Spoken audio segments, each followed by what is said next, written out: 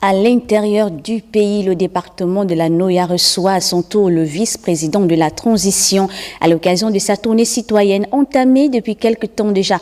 Des échanges avec la population qui permettent un dialogue permanent en vue d'améliorer leur quotidien dans la localité. On fait le point avec Aline Dila Honorintingui, Cédric Aleka de la communication présidentielle. Situé dans le département de la Noya, à quelques encablures de la ville de Coco Beach, le village Massoutier accueille le vice-président de la transition dans le cadre de sa tournée citoyenne. Un exercice avec les populations qui portent sur l'échange et le partage, recueillir leurs préoccupations afin d'apporter des solutions aux questions de développement au sein de leur localité.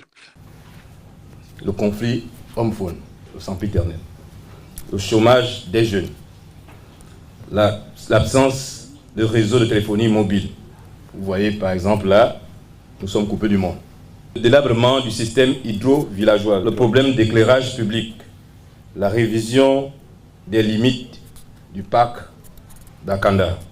C'est en présence des notables, chefs de regroupement, cadres et jeunes que Joseph Ondobert, le vice-président, dans une approche explicative, a su donner une analyse pertinente sur les avancées des travaux entamés depuis le 30 août 2023 par le président de la transition et le CTRI. Des mesures fortes qui visent à long terme l'amélioration des conditions de vie des Gabonais. Ma présence ici consacre la volonté du chef de l'État, son Excellence le général de brigade, Brice Clotaire Oligui Nguema, qui souhaite qu'un échange permanent soit établi avec ses compatriotes.